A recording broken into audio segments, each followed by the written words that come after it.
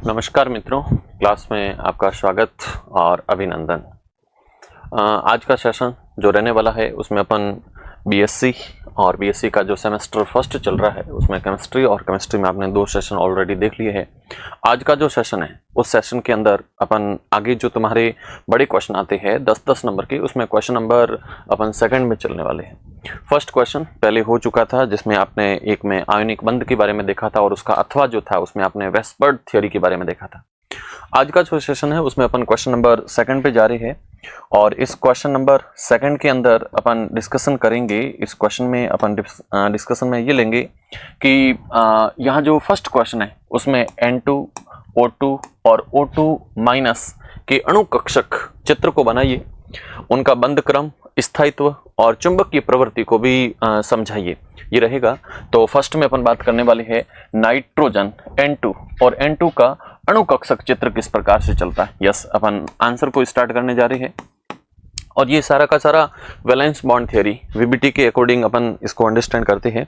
आप सबसे पहले नाइट्रोजन को बनाने के लिए जाओगे तो सबसे पहले नाइट्रोजन का इलेक्ट्रॉनिक विन्यास देखोगे, नाइट्रोजन का इलेक्ट्रॉनिक विन्यास। और नाइट्रोजन का इलेक्ट्रॉनिक विन्यास जब लिखते हैं अपन तो लिखते हैं nitrogen atomic number 7 1s2 2s2 2p। अब यहाँ पे 7 है तो 4 और 3 7 है ना, 1s2 2s2 2p 3, तो ये 4 और 3 7 हो जाएंगे। नाइट्रोजन 7 नंबर का एलिमेंट है। ये जो 7 नंबर का एलिमेंट है इसको जब अपन लिखते हैं तो नेक्स्ट में अपन इसका एक वीबीटी या फिर अपन इसका अणुकक्षक चित्र ड्रॉ करते हैं। अणुकक्षक चित्र को आप देखोगे तो कुछ इस टाइप से इसका चित्र रहेगा। अणुकक्षक चित्र, अणुकक्षक चित्र को आप देखोगे तो अणुकक्षक चित्र के अंदर यस अणुकक्षक चित्र, अणुकक्षक चित्र में इसका इलेक्ट्रॉनिक विन्यास अपन ने लिखा है 1s2 2s2 2p3। इन तीनों को अपन इसमें शो करेंगे। तो शो करने के लिए यहाँ पर अपन नोट करेंगे एटम के ऑर्बिटल, यहाँ पे भी अपन नोट करेंगे एटम के ऑर्बिटल और बीच में अपन ड्रॉ करने वाले हैं molecular orbital. Okay, yes 1s2, ये 1s2 इधर की तरफ एटम के ऑर्बिटल है और जब इनसे मॉलिक्यूलर ऑर्बिटल बनेंगे तो उनकी ज्योमेट्री कुछ ऐसी होने वाली है, ये ज्योमेट्री होने वाली है। ओके, ये हो जाएगा 1s2 1s2। दूसरा जो नाइट्रोजन है उसका भी 1s2। अगली वाला नाइट्रोजन का जो शेल है उसका नाम है 2s2 और 2s2 को जब ड्रॉ करेंगे तो 2s2 की स्ट्रक्चर यहाँ ऐसे रहने वाली है, ये यहाँ पर 2s2। ओके, इधर भी 2s2, ये इनके नाम रहने वाले। उसके बाद में ऊपर अपन ड्रॉ करेंगे 2p3, है ना, ऊपर की तरफ अपन ड्रॉ करने वाली है 2p3 और 2p3 में ऑर्बिटल कैसे कैसे रहेंगे उसको आप देखोगे तो यहाँ पे 1s2 इसमें इलेक्ट्रॉन बैठे हैं 2, इधर भी इलेक्ट्रॉन बैठे हैं 2, इधर भी 2 इलेक्ट्रॉन हैं और इधर भी 2 इलेक्ट्रॉन। देखो लिखा हुआ 1s2 2s2, तो ये 1s2 2s2। यहाँ से जब इलेक्ट्रॉन भरे जाएंगे तो एक इलेक्ट्रॉन यहाँ आएगा, दूसरा इलेक्ट्रॉन यहाँ पे, तीसरा यहाँ पे, चौथा यहाँ पे, 2 और 2 4 इलेक्ट्रॉन यहाँ भरे गए। इसमें 2s2 में 4 इलेक्ट्रॉन है तो 1 2 3 और 4। Okay, bonding molecular orbital, anti bonding, bonding और एंटी बॉन्डिंग, ये इनके नाम भी रहने वाले हैं। और इसको अपन जब दिखाते हैं तो इसको लिखेंगे सिग्मा 1s। ओके, 2 हो गया यहाँ पे, इसका नाम हो जाएगा सिग्मा स्टार 1s2, इसका नाम हो जाएगा सिग्मा 2s2, इसका नाम हो जाएगा sigma star 2s2। Okay, bonding और एंटी बॉन्डिंग, इस टाइप से इनको अपन शो करते हैं। इसके बाद में अपन नेक्स्ट अगर देखें तो नेक्स्ट देखने पर पता चलेगा कि नेक्स्ट अपन अगर देखें तो नेक्स्ट देखने पर यस आगे अपन ड्रॉ करने वाली है 2p3 को और 2p3 की स्ट्रक्चर अपन ऐसे ड्रॉ करेंगे। यहाँ पर ये 2p3 के अंदर यहाँ पर टोटल p में 3 ऑर्बिटल होते हैं, यहाँ p में 3 ऑर्बिटल होते हैं। p में जब 3 ऑर्बिटल होते हैं तो यहाँ पर अपन ड्रॉ करते हैं कुछ ऐसी स्ट्रक्चर, यस। अब इनको देखोगे तो यहाँ पर 2 ऑर्बिटल नीचे की तरफ आएंगे और एक ऑर्बिटल इधर आएगा। फिर यहाँ पर एक ऑर्बिटल नीचे की तरफ रहेगा, 2 ऑर्बिटल ऊपर की तरफ। तो यहाँ पे 2 ऑर्बिटल ऊपर की तरफ, नीचे की तरफ। तो यहाँ पे इनकी स्ट्रक्चर जो जाने वाली है उसके अंदर 2 ऑर्बिटल और एक ऑर्बिटल, ये संरचना इस टाइप में जाएगी। अब यहाँ पे लास्ट में लिखा हुआ है 2p3, 3 का मतलब 3 इलेक्ट्रॉन, 1 2 3, 1 2 3, 3 इलेक्ट्रॉन 3 इलेक्ट्रॉन 6 इलेक्ट्रॉन है। तो 1 2 फिर यहाँ पे 3 4 5 और 6, ये इलेक्ट्रॉन भरने का यहाँ पे क्रम भी कंप्लीट हो चुका है।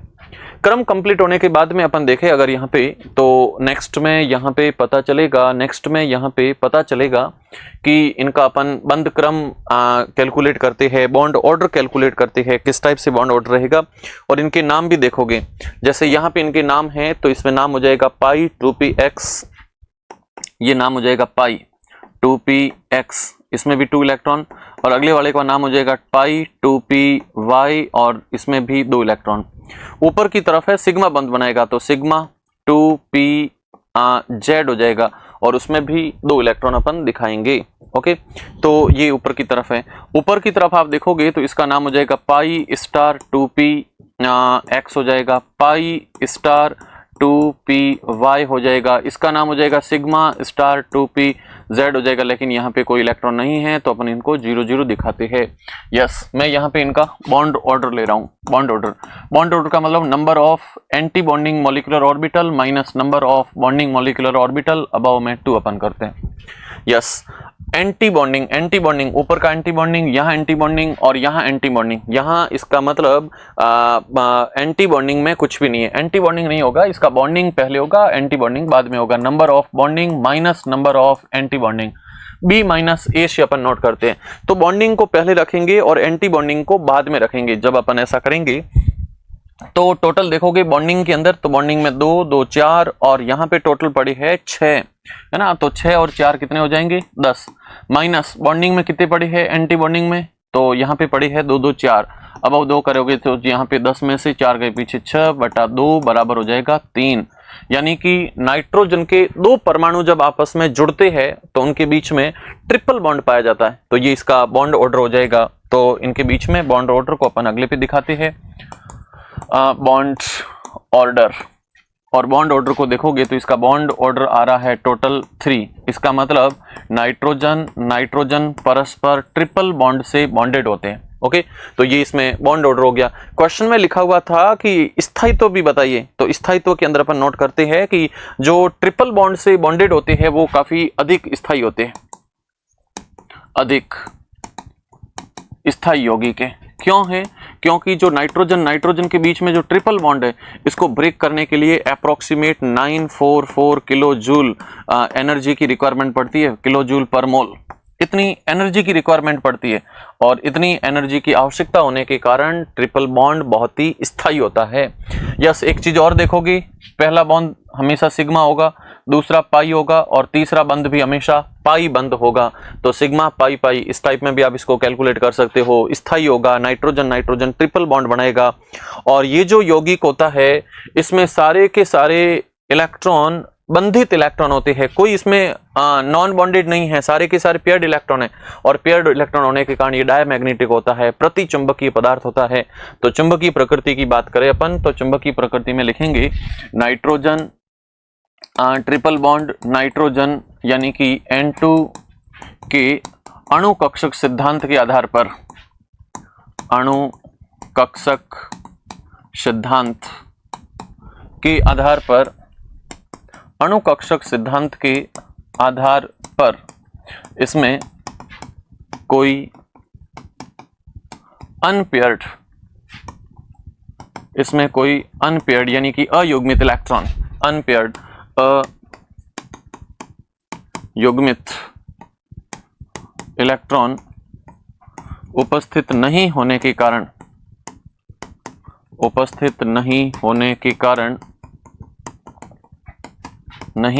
कारण यह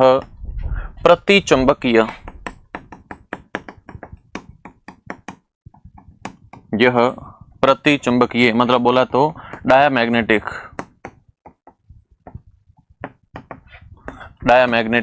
अणु है। डायमैग्नेटिक है, प्रतिचुंबकीय है, क्योंकि इसमें कोई भी किसी भी टाइप का अनपेयर्ड इलेक्ट्रॉन प्रेजेंट नहीं है। ओके, तो यस, इतनी सारी चीजें होने के बाद नेक्स्ट अपन बात करते हैं आगे की तरफ। और इसी क्वेश्चन के अंदर दे रखा था कि ऑक्सीजन का अणु कक्षक सिद्धांत भी बनाइए। ऑक्सीजन के बाद में आपको O2 माइनस का भी अणु कक्षक बनाना है, सभी का बंद करब दिखाना है, स्टेबिलिटी दिखानी है और चुंबकीय प्रकृति को भी दिखाना है। यस, तो अपन बात करते हैं नेक्स्ट में, और नेक्स्ट में अपन बात करेंगे यस, तो ठीक है, नेक्स्ट अपन बात करने वाले हैं N2 के बाद में O2 के बारे में। ऑक्सीजन, ऑक्सीजन का अणु कक्षक सिद्धांत देखते हैं पहले। अणु कक्षक सिद्धांत, और अणु कक्षक सिद्धांत को आप देखोगे तो अणु कक्षक सिद्धांत में oxygen atomic number 8, 1s2 2s2 2p4 करेंगे अपन, है ना, 2 2 4 4 8 हो जाएंगे। तो ये इसका इलेक्ट्रॉनिक विन्यास है। इलेक्ट्रॉनिक विन्यास के बाद में अपन ड्रॉ करते हैं इसका एटॉमिक स्ट्रक्चर, और स्ट्रक्चर देखे अपन तो स्ट्रक्चर किस टाइप में रहेगा। तो स्ट्रक्चर में अपन यस, इसको मूव करते हैं साइड में, और इसकी स्ट्रक्चर अपन ड्रॉ करते हैं ऐसे। सबसे पहले एटम के ऑर्बिटल, और ये एटम के ऑर्बिटल, इधर की तरफ मॉलिक्यूलर ऑर्बिटल। ओके, इनको अपन ड्रॉ करते हैं, और इसकी जब संरचना बनाएंगे तो संरचना के अंदर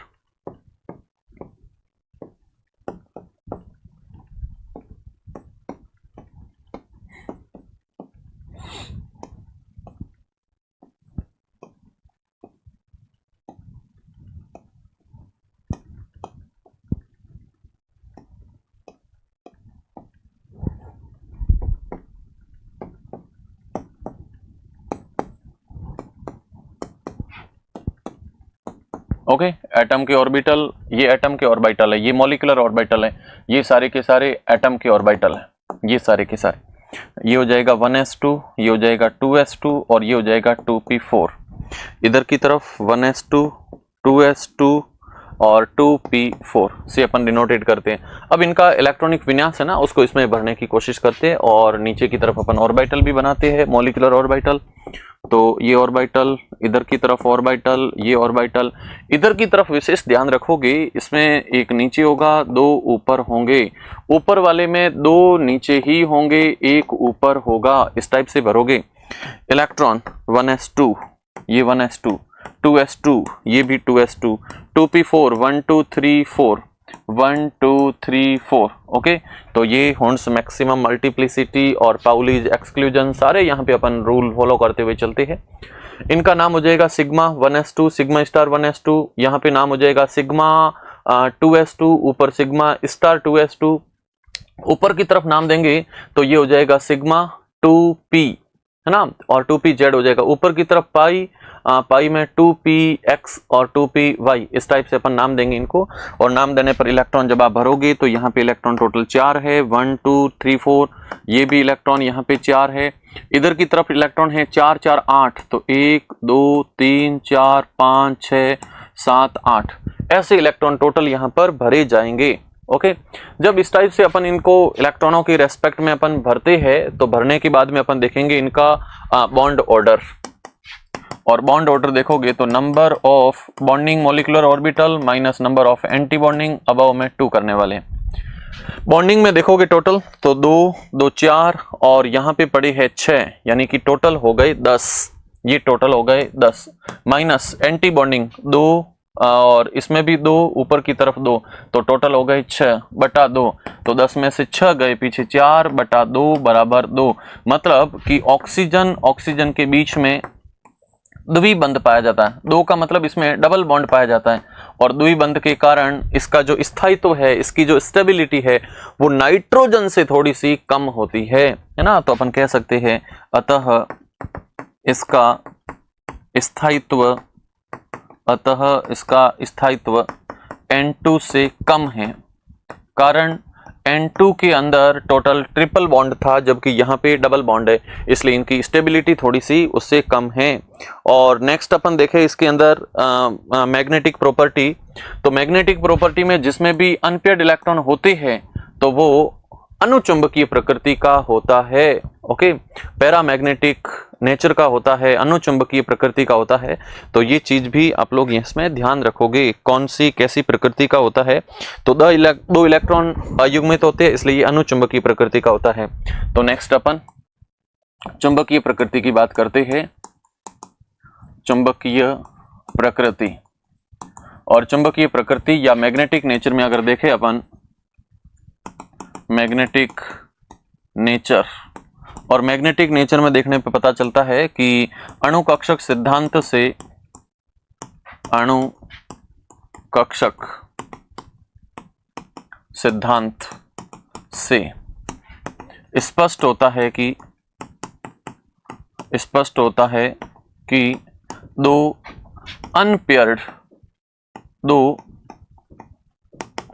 अनपेयर्ड यानी कि अयुग्मित इलेक्ट्रॉनों के कारण,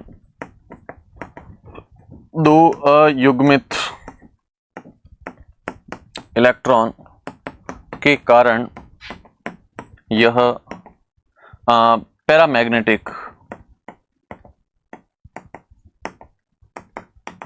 पैरामैग्नेटिक या बोले तो अनुचुंबकीय प्रकृति का होता है। अनुचुंबकीय प्रकृति का अणु है। ओके, ये सिस्टम इसमें हो जाता है।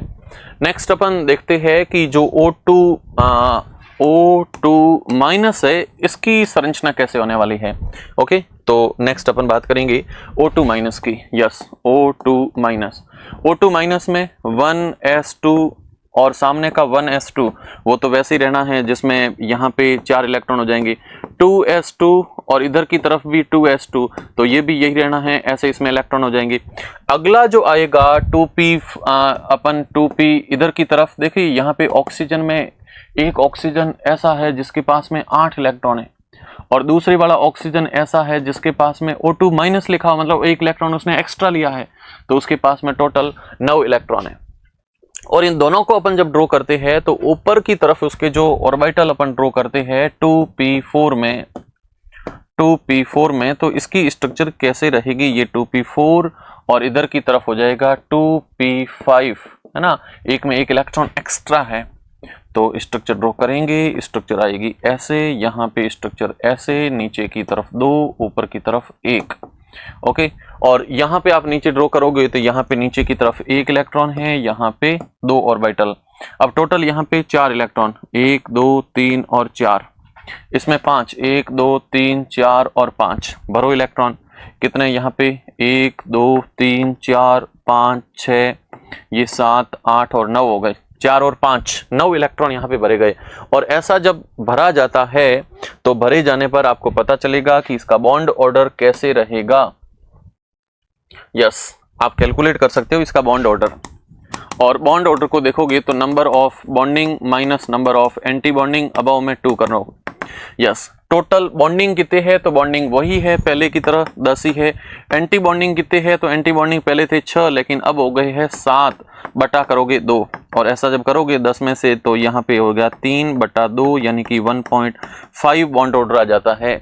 ओके, और 1.5 बॉन्ड ऑर्डर आने के कारण इसकी जो स्टेबिलिटी होती है वो O2 की तुलना में और N2 की तुलना में, दोनों की तुलना में कम होती है। और इसमें एक अयुग्मित इलेक्ट्रॉन है, इसलिए ये अनुचुंबकीय प्रकृति का भी होता है। ओके, तो स्थायित्व N2 व O2 से कम है। N2 और O2 दोनों से इसका स्थायित्व कम है, दोनों से इसकी स्टेबिलिटी कम है, और दोनों से स्थायित्व कम होने के साथ साथ में आप लोग देखोगे तो स्थायित्व कम होने के साथ साथ आप देखोगे तो अयुग्मित इलेक्ट्रॉन उपस्थित है। अयुग्मित इलेक्ट्रॉन उपस्थित होने के कारण, अयुग्मित इलेक्ट्रॉन उपस्थित होने के कारण यह अनुचुंबकीय यौगिक है। अनुचुंबकीय यौगिक या फिर अणु है। ओके, तो इसकी स्टेबिलिटी भी हो गई, बॉन्ड ऑर्डर भी देख लिया और मैग्नेटिक प्रॉपर्टी भी देख ली। इस टाइप से ये क्वेश्चन यहाँ पर फिनिश हो जाता है। अगला क्वेश्चन यहाँ पे रहता है, अगला क्वेश्चन जिसमें दिखाया जाता है कि आप किस टाइप से स्पष्ट करोगे कि हाइड्रोजन बंध क्या होता है, उसके कौन कौन से प्रकार होते हैं, इनका विस्तृत वर्णन कीजिए और इसके कुछ एप्लीकेशंस भी दीजिए। ओके, तो इस टाइप में ये सीक्वेंस कंप्लीट चलने वाला है और इस सीक्वेंस को अपन लोग आगे बढ़ाते हैं। क्या होता है हाइड्रोजन बॉन्ड? देखिए, अणुओं के बीच में, परमाणुओं के बीच में खूब टाइप के बॉन्ड पाए जाते हैं। कहीं पे सहसंयोजक बंध होते हैं, कहीं पे आयनिक बंध होते हैं, है ना, तो अलग अलग टाइप के, कहीं पे उप सहसंयोजक बंध होते हैं, तो अलग अलग टाइप के बंध होते हैं। हाइड्रोजन बंध जब बनता है तो ये हाइड्रोजन के साथ फ्लोरीन हो सकता है, ऑक्सीजन हो सकता है, नाइट्रोजन हो सकता है। और ये जब बंध बनता है तो बंध को ऐसे दिखाया जाता है, डैश डैश डैश से दिखाया जाता है, डैश डैश डैश से दिखाया जाता है। एक पार्शियली अट्रैक्शन होता है और अट्रैक्शन भी इतना कमजोर नहीं होता, काफी अच्छा तगड़ा स्ट्रॉन्ग होता है, फोर्स ऑफ अट्रैक्शन। तो हाइड्रोजन के साथ फ्लोरीन, ऑक्सीजन और नाइट्रोजन जब एक पार्शियली बॉन्ड का फॉर्मेशन करते हैं तो उस बॉन्ड को अपन हाइड्रोजन बॉन्ड कहते हैं। ये एक दुर्बल अंतःक्रिया का बंध होता है और जब इसमें दो ध्रुवीय अणु एक दूसरे के संपर्क में रहते हैं तो हाइड्रोजन के साथ में जो अधिक विद्युत ऋणी तत्व होता है वो हाइड्रोजन पर इलेक्ट्रॉनों की घनत्व को कम कर देता है और अधिक विद्युत ऋणी परमाणु के मध्य जब अंतःक्रिया होती है तो बनने वाले बंध को अपन हाइड्रोजन बंध के नाम से जाना जाता है। हाइड्रोजन बंध दो अधिक विद्युत ऋणी परमाणुओं के बीच में अगर आ जाता है हाइड्रोजन खुद, तो उसके बीच में बंध का फॉर्मेशन हो जाता है, जिसको अपन एक टाइप से सहसंयोजक बंध और दूसरी तरफ से दुर्बल अंतःपरिक्रिया बंध भी कहा जाता है। और एक टाइप से देखा जाए तो ये काफी वीक फोर्स ऑफ अट्रैक्शन के साथ में बनने वाला बॉन्ड होता है ना। तो कैसे कैसे बनता है उसको मैं दिखाता हूं। तो लिखते हैं अपन इसके सॉल्यूशन में, जब हाइड्रोजन परमाणु फ्लोरीन, ऑक्सीजन, नाइट्रोजन से अंतःक्रिया करता है, अंतःक्रिया करता है तो निर्मित बंध को दुर्बल बंध कहते हैं। निर्मित बंध को दुर्बल बंध कहते हैं, एक वीक फोर्स ऑफ अट्रैक्शन होता है। नेक्स्ट लाइन में लिखते हैं कि जब हाइड्रोजन परमाणु दो अधिक विद्युत ऋणी तत्वों के बीच में आ जाता है, दो अधिक विद्युत ऋणी तत्वों के मध्य आ जाता है, दो अधिक विद्युत ऋणी तत्वों के मध्य आ जाता है तो H बंध का निर्माण होता है, तो हाइड्रोजन बॉन्ड का निर्माण होता है। नेक्स्ट अपन देखते हैं कि यह एक दुर्बल बंध होता है, दुर्बल बंध होता है और इसे डैश लाइन से प्रदर्शित किया जाता है, डैश लाइन से प्रदर्शित किया जाता है, इसे डैश लाइन से प्रदर्शित किया जाता है, डैश लाइन से इसको शो करते हैं, प्रदर्शित किया जाता है। नेक्स्ट अपन देखते हैं किस किस टाइप के एग्जाम्पल इसमें रहते हैं, कौन कौन से बॉन्ड इसमें बनते हैं।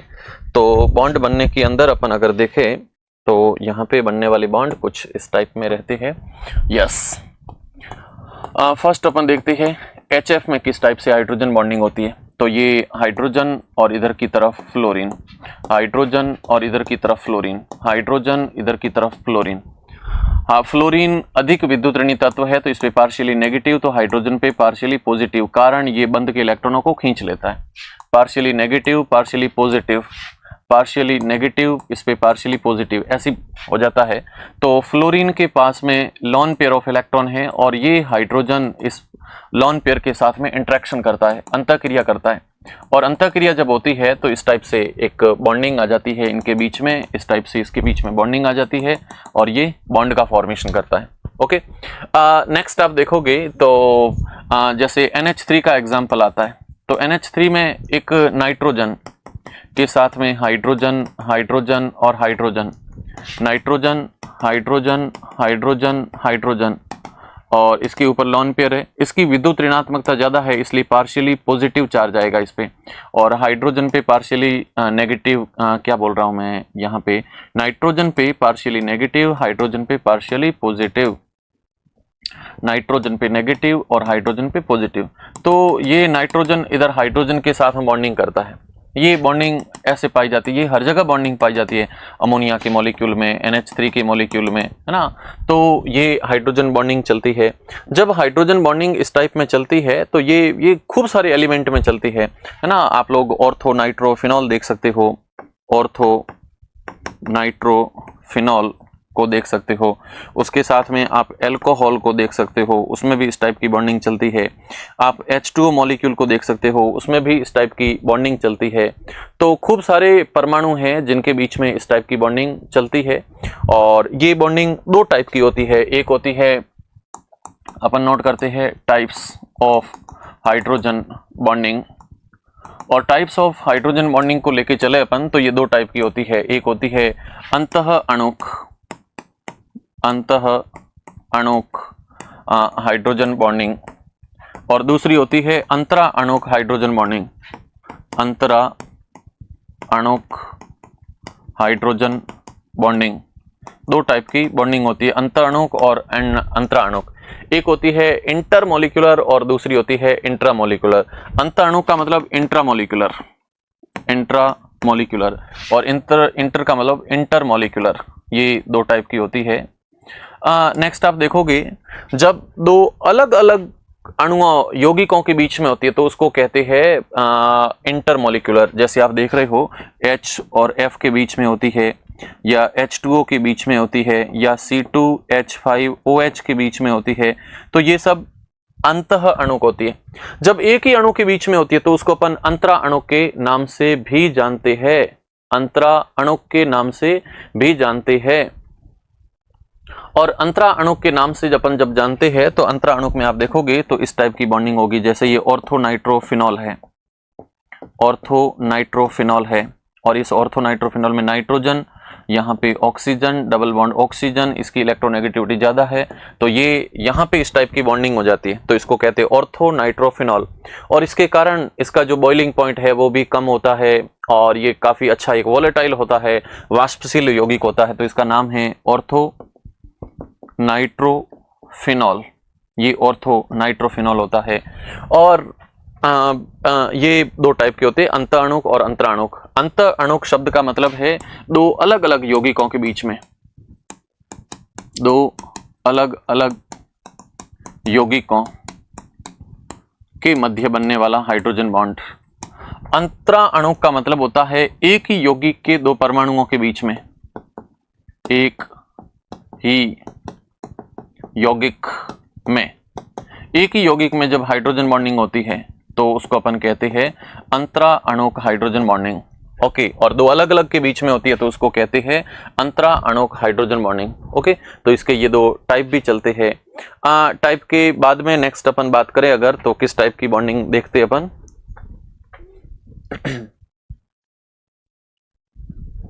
यस, नेक्स्ट इसमें देख रखे थे कि इसके कुछ आप लोग अनुप्रयोग बता सकते हो, तो अनुप्रयोग में भी अपन दिखाते हैं किस टाइप के अनुप्रयोग होते हैं, और सैलिसिलिक एसिड में भी आप उसको दिखा सकते हो। सैलिसिलिक एसिड में एक तरफ आप देखोगे तो अल्कोहल रहेगा और दूसरी तरफ कार्बोक्सिलिक एसिड रहेगा। इस टाइप से अल्कोहल है, यहाँ पे सैलिसिलिक एसिड, और ये बीच में बॉन्डिंग हो जाती है। ओके, और इसका नाम है सैलिसिलिक एसिड। तो सैलिसिलिक एसिड है, ऑर्थोनाइट्रोफिनॉल है, ये सारे के सारे अंतरा अणुक हाइड्रोजन बॉन्डिंग के एग्जाम्पल रहते हैं। इतना होने के बाद नेक्स्ट अपन बात करते हैं कि इसके कुछ अनुप्रयोग रहते हैं, और अनुप्रयोग क्या क्या होते हैं। अनुप्रयोग, एक तो अनुप्रयोग के रेस्पेक्ट में अपन बात करें,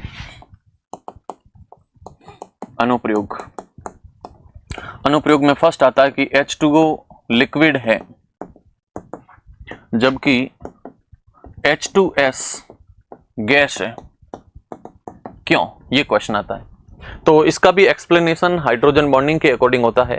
और हाइड्रोजन बॉन्डिंग में अपन लिखते हैं कि जो H2O होता है, ये H2O है ना, H2O ऑक्सीजन पर लॉन पेयर है, हाइड्रोजन ऑक्सीजन हाइड्रोजन इस ऑक्सीजन पर लॉन पेयर है। ये ऑक्सीजन हाइड्रोजन इस टाइप से जुड़े हुए रहते हैं। और इस टाइप से जब जुड़े हुए रहते हैं तो ये ऑक्सीजन चारों तरफ से घिरा हुआ रहता है, हाइड्रोजन बॉन्डिंग से रहता है। और इसके कारण हाइड्रोजन बॉन्डिंग के कारण जल लिक्विड स्टेट में होता है। लेकिन जो H2S है उसमें हाइड्रोजन बॉन्डिंग नहीं होती है, इसलिए वो गैस अवस्था में होता है। इसमें हाइड्रोजन बॉन्डिंग नहीं होती है और हाइड्रोजन बॉन्डिंग नहीं होने के कारण ये यौगिक गैस अवस्था में होता है। तो ये इसका पहला एग्जाम्पल रहता है। और नेक्स्ट अपन देखते हैं कि बर्फ जल की सतह पर तैरती क्यों है। इसका कारण भी हाइड्रोजन बॉन्डिंग होता है।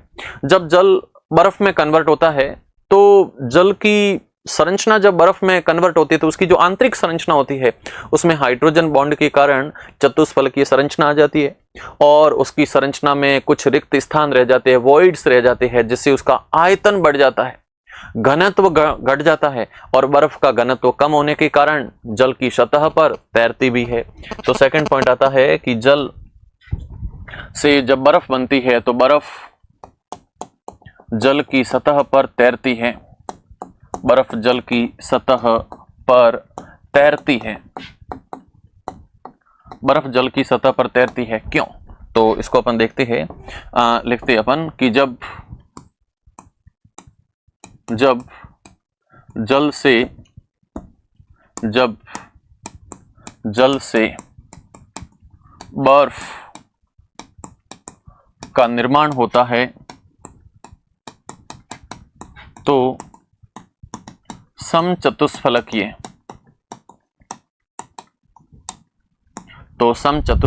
संरचना के कारण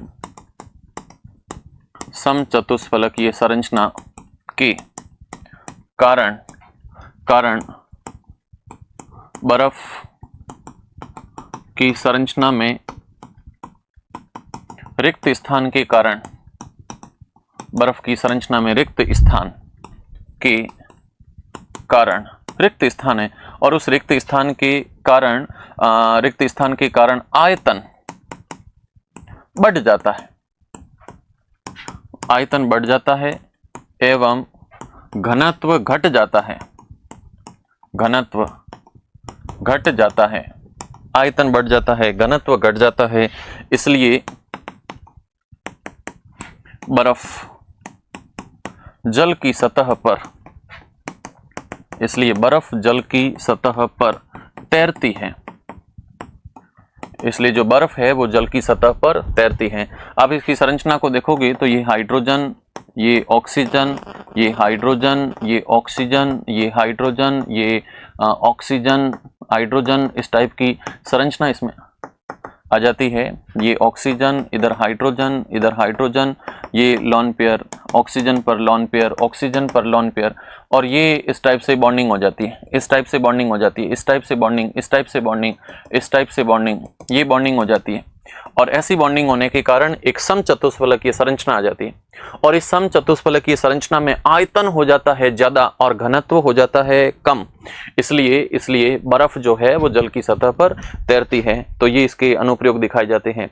इसके बाद में एक पॉइंट आता है कि 4 डिग्री सेल्सियस जो ताप होता है उस पर जल का घनत्व सबसे अधिक क्यों होता है, ये भी हाइड्रोजन बॉन्डिंग से अपन दिखाते हैं। तो अपन देखते हैं कि 0 डिग्री सेल्सियस जो ताप होता है उस पर जो बर्फ की संरचना होती है उसका घनत्व सबसे कम होता है। 4 डिग्री सेल्सियस पर जब बर्फ की संरचना होती है तो बर्फ का घनत्व कम होता है और जब 0 और 4 डिग्री के बीच में ताप बढ़ाया जाता है तो बर्फ की समचतुष्फलकीय संरचना टूटती है। 0 से 4 पे जाओगे, समचतुष्फलकीय संरचना टूटती है और जल के अणु एक दूसरे के पास आने लग जाते हैं और जल के अणु जब पास आते हैं गुच्छेनुमा संरचना बढ़ाते हैं जिससे उनका घनत्व जो होता है वो बढ़ता है और आयतन उसका घटता है। और जब 4 डिग्री सेंटीग्रेड ताप बढ़ाते हैं तो जल के अणुओं की जो गतिज ऊर्जा वो काफी कम हो जाती है। गतिज ऊर्जा कम होने के कारण जल के अणु जो दूर दूर थे वो पास में आ जाते हैं और 4 डिग्री सेंटीग्रेड पर आयतन हो जाता है कम, घनत्व हो जाता है ज्यादा। ऊपर जब टेम्परेचर बढ़ाते हो तो वापस उसमें जल के अणु दूर होने स्टार्ट हो जाते हैं। जैसे जैसे टेम्परेचर बढ़ाओगे तो जल के अणुओं की गतिज ऊर्जा काइनेटिक एनर्जी बढ़ती है और फिर वापस उसका घनत्व कम हो जाता है, आयतन बढ़ना स्टार्ट हो जाता है। ओके, तो अपन बात करते हैं कि 4 डिग्री सेल्सियस ताप पर 4 डिग्री सेल्सियस ताप पर जल का घनत्व अधिकतम क्यों होता है? जल का घनत्व अधिकतम क्यों होता है, ये भी आंसर देखते हैं। तो इसके आंसर में अपन नोट करते हैं कि 0 से 4 डिग्री सेल्सियस ताप पर जल की समचतुष्फलकीय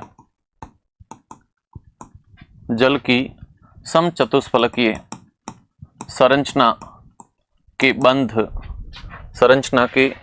बंध टूटने पर, संरचना के जो बंध है वो टूटने पर जल के अणु पास आते हैं, उनकी गतिज ऊर्जा भी घटती है, उनकी गतिज ऊर्जा एनर्जी ऑफ काइनेटिक्स घटती है। इसलिए 4 डिग्री सेल्सियस ताप पर 4 डिग्री सेल्सियस ताप पर घनत्व अधिकतम एवं आयतन न्यूनतम हो जाता है। आयतन, घनत्व अधिकतम, आयतन न्यूनतम हो जाता है। आगे जब और अपन टेम्परेचर बढ़ाते हैं, है ना, 4 डिग्री सेल्सियस से अधिक जब टेम्परेचर बढ़ाते हैं, अधिक जब टेम्परेचर को और बढ़ाते हैं तो एनर्जी ऑफ काइनेटिक्स बढ़ती है और वापस इसका जो वॉल्यूम है वो वापस इंक्रीज होना स्टार्ट हो जाता है और जो डेंसिटी है वो लगातार उसके बाद में डाउन होनी स्टार्ट हो जाती है। ओके, तो 4 डिग्री सेल्सियस ताप पर वॉल्यूम होता है कम और घनत्व होता है ज्यादा। 4 डिग्री से ऊपर जब तापमान बढ़ाते हैं तो अणुओं की गतिज ऊर्जा बढ़ेगी, तो आयतन वापस बढ़ेगा, घनत्व फिर घटेगा। तो ये कुछ पॉइंट इसमें रहते हैं। उसके बाद में इसके अंदर और पूछा जाता है कि जो एसिटिक अम्ल है उसका जो सैद्धांतिक अणुभार है वो तो 60 होता है, लेकिन एक प्रैक्टिकली देखा जाता है कि उसका अणुभार 120 होता है। तो इसका क्या रीजन है? यस, एसिटिक एसिड CH3COOH है ना, ये जो इथेनोइक एसिड है इसका एक सैद्धांतिक जो मान है, सैद्धांतिक जो अणुभार है, सैद्धांतिक अणुभार होता है 60, बट प्रैक्टिकली इसका जो मॉलिक्यूलर मास है, प्रैक्टिकली मॉलिक्यूलर जो मास है वो 120 होता है। ऐसा क्यों है ना, ये क्वेश्चन पूछा जाता है। तो इसका आंसर कुछ ऐसे है कि जो एसिटिक एसिड है, एसिटिक अम्ल, वो जलीय विलयन में डाइमर का निर्माण करता है, द्विलक का निर्माण करता है। डाइमर, द्विलक का निर्माण करता है, डाइमर का निर्माण करता है। क्या बात हो रही है? बात ये हो रही है कि जो जल का अणु है, जल नहीं, एसिटिक अम्ल का जो अणु है वो जलीय विलयन के अंदर जब इसको डाला जाता है तो उसके दो अणुओं के बीच में एक अंतरा अणु का हाइड्रोजन बंध बन जाता है और जिससे द्विलक का निर्माण हो जाता है, डाइमर बना देता है ना। इसमें दो एसिटिक अणुओं में अंतरा अणुक, अंत या अंतरा अपन लिखते हैं, वैसे दो है तो दो अलग अलग टाइप के होते हैं, तो अंतरा अणुक, या इसको लिख सकते हैं इंटरमॉलिक्यूलर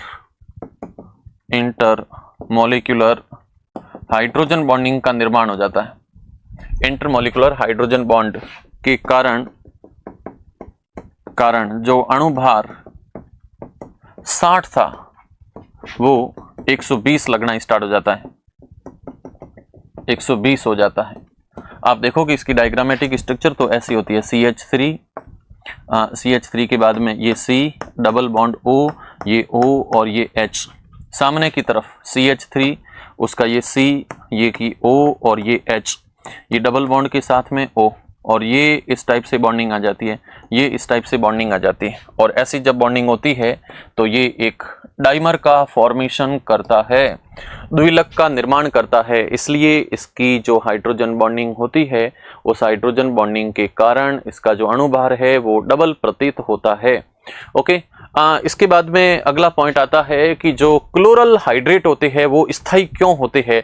तो इसका रीजन भी होता है कि क्लोरल जो हाइड्रेट होते हैं वो दिखने में तो ऐसे लगते हैं कि स्थायी नहीं होने चाहिए, लेकिन होते हैं स्थायी। तो क्यों होते हैं उसके बीच में अपन लोग आंसर देखते हैं, क्लोरल हाइड्रेट क्यों स्थायी होते हैं।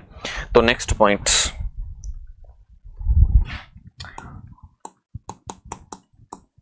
क्लोरल हाइड्रेट स्थायी क्यों होते हैं। क्लोरल हाइड्रेट स्थायी क्यों होते हैं, ये क्वेश्चन भी पूछा जाता है। आप देखोगे क्लोरल हाइड्रेट का फॉर्मूला कुछ ऐसा रहता है, यहाँ पे CCl3 और उसके बाद में जो कार्बन है उस कार्बन के ऊपर 3 हाइड्रोक्सी ग्रुप होते हैं, है ना। कार्बन के ऊपर 3 टाइम हाइड्रोक्सी ग्रुप होते हैं, तो ये है क्लोरल हाइड्रेट। और इस क्लोरल हाइड्रेट को आप देखोगे तो जिसके ऊपर 2 OH होते हैं वो भी अनस्टेबल, मतलब स्टेबल नहीं होते। इस पे तो 3 OH ग्रुप है, फिर भी स्थायी क्यों है। तो स्थायी होने के पीछे का रीजन आप देख सकते हो। ओके, यहाँ पे 3 नहीं है, यहाँ पे 2 ही है, तो 2 OH ग्रुप होते हैं। तो स्थायी क्यों होते हैं, तो इसकी संरचना आप देख सकते हो। ये कार्बन, ऊपर की तरफ क्लोरीन, ये क्लोरीन और ये chlorine. Normally chlorine hydrogen bonding में इतना पार्टिसिपेट नहीं करता है, लेकिन कुछ कंडीशन ऐसी है जहां पे ये पार्टिसिपेट करता भी है। अब आप देख सकते हो यहाँ पे हाइड्रोजन है, विद्युत ऋणी है, विद्युत ऋणी है, हाइड्रोजन, ऑक्सीजन और क्लोरीन दोनों अधिक विद्युत ऋणी है। इसलिए क्लोरीन और हाइड्रोजन के बीच में हाइड्रोजन बॉन्डिंग आ जाती है, और इसी बॉन्डिंग के कारण इसका जो स्थायित्व है वो ज्यादा हो जाता है। बात समझ में आई। तो ये पॉइंट इसके रेस्पेक्ट में पूछा जाता है। उसके बाद में पॉइंट आता है कि जो ऑर्थो जो फिनॉल होता है या फिर नाइट्रोफिनॉल होता है, तो ऑर्थो नाइट्रोफिनॉल और पैरा नाइट्रोफिनॉल दोनों में जो पैरा नाइट्रोफिनॉल है उसकी बॉइलिंग पॉइंट की वैल्यू काफ़ी ज़्यादा होती है। तो उसका कारण होता है कि उसके अंदर 2 अलग अलग यौगिकों के बीच में हाइड्रोजन बॉन्डिंग का निर्माण हो जाता है, और इसके कारण उसका जो स्थायित्व है वो काफ़ी हाई होता है, काफ़ी अधिक होता है। ये पॉइंट भी इसके रेस्पेक्ट में रहता है। ओके, यस, तो अपन देखते हैं नेक्स्ट अगला कंपाउंड, और अगले कंपाउंड में पूछा जाता है। अच्छा, 15, 16, 17 वर्ग के जो प्रथम हाइड्राइड होते हैं इनका जो क्वथनांक होता है वो भी काफी ज्यादा होता है। क्यों? यस, 15वां, 16वां, 17वां ये जो वर्ग है इनके जो प्रथम तत्व है, प्रथम तत्वों का, इनके जो प्रथम तत्व है उनका जो क्वथनांक है, उनका जो बॉइलिंग पॉइंट है वो यौगिक के अन्य तत्वों से काफी उच्च होता है। ऐसा क्यों है? उच्च होता है, इनका जो क्वथनांक है वो काफी उच्च होता है। क्यों? 15 में आप देख सकते हो, 15 में P4, 15 फॉस्फोरस है तो नाइट्रोजन भी होगी, ये NH3 है। तो ऑक्सीजन यहाँ देख सकते हो तो H2O का निर्माण करता है। 17 में देख सकते हो HF का निर्माण होता है। ये सारे के सारे हाइड्रोजन बॉन्डिंग बनाते हैं, है ना। और हाइड्रोजन बॉन्डिंग के कारण जो प्रथम यौगिक है, प्रथम तत्वों के जो यौगिक है, प्रथम फर्स्ट वाले तत्वों के जो यौगिक है इनके क्वथनांक, इनके जो क्वथनांक है वो अन्य तत्वों से अधिक होते हैं, अधिक होते हैं। कारण क्या है? कारण वही हाइड्रोजन बॉन्डिंग का फॉर्मेशन होता है। अगला क्वेश्चन आता है, पैरा क्लोरोफिनॉल है या पैरा नाइट्रोफिनॉल है, उसका बॉइलिंग पॉइंट ऑर्थो नाइट्रोफिनॉल से ज्यादा क्यों होता है? यस, पैरा नाइट्रोफिनॉल का जो बॉइलिंग पॉइंट है वो काफ़ी ज़्यादा होता है किससे? ऑर्थो नाइट्रोफिनॉल से। यस, क्वेश्चन समझ में आ गया होगा। अपन पैरा नाइट्रोफिनॉल की संरचना बनाते हैं। ये पैरा नाइट्रोफिनॉल, ये पैरा नाइट्रोफिनॉल, ये पैरा नाइट्रोफिनॉल है, ये पैरा नाइट्रोफिनॉल। दूसरी जो संरचना होती है इसकी, उस संरचना के अंदर आप देखोगे जैसे ये पैरा नाइट्रोफिनॉल है, ये पैरा नाइट्रोफिनॉल है और इस पैरा नाइट्रोफिनॉल के अंदर ये यौगिक है, यहाँ पे हाइड्रोजन बॉन्डिंग हो रही है, ये यहाँ पे अगेन हाइड्रोजन बॉन्डिंग हो रही है। एक यौगिक दूसरे यौगिक से जुड़ करके सारे के सारे यौगिक आपस में एक क्लस्टर का निर्माण करते हैं, एसोसिएट हो जाते हैं, एसोसिएशन हो जाता है, यौगिकों में संयुग्मन हो जाता है, यौगिकों में एसोसिएशन, एसोसिएशन बोले तो संयुग्मन के कारण, संयुग्मन के कारण इनका बॉइलिंग पॉइंट हाई होता है, इनका बॉइलिंग पॉइंट उच्च होता है, काफी उच्च होता है, इनका बॉइलिंग पॉइंट काफी उच्च होता है। तो ये भी पॉइंट है, समझ में आ गया होगा। जो ऑर्थो नाइट्रोफिनॉल है उसमें होता है अंतरा अणुक, इसमें होता है अंत अणुक, यानी कि इसमें इंटरमोलिक्यूलर हाइड्रोजन बॉन्डिंग होती है और इंटरमोलिक्यूलर हाइड्रोजन बॉन्डिंग के कारण सारे के सारे यौगिक आपस में जुड़ जाते हैं, इसलिए इनका बॉइलिंग पॉइंट हाई होता है। एक होता है ना इंटरनेशनल, इंटर का मतलब दो अलग अलग देशों के बीच में, तो ये सारे के सारे दो अलग अलग देश हैं। आप देख रहे हो सर ये भी समान देश, ये अरे अणु तो यौगिक अलग है, इसलिए इनको इंटरमोलिक्यूलर हाइड्रोजन बॉन्डिंग कहते हैं। तो ये सिस्टम यहां पर चलता रहता है। ओके, तो ये आज का सेशन था जिसको तुम लोगों ने काफ़ी अच्छे से एंजॉय किया है और ये जो क्वेश्चन चल रहा था उसमें मैंने सेकंड क्वेश्चन को कंप्लीट एक्सप्लेन करने की कोशिश भी की है। ओके, तो ये सारी चीज़ें थी आज की सेशन और क्लास को अपन फिनिश करते हैं और फिर अपने पास में नेक्स्ट जो क्वेश्चन रहने वाला है वो है न्यूमैन प्रोजेक्टाइल फॉर्मूले, है ना। इसकी सहायता से नॉर्मल ब्यूटेन के अलग अलग जो संरूपण है, उनकी ऊर्जा, उनके आरेख, ये सारी चीज़ें अपन एक्सप्लेन करेंगे। तो शुक्रिया, क्लास को बहुत अच्छे से आपने एंजॉय किया। Thank you, wish you all the best.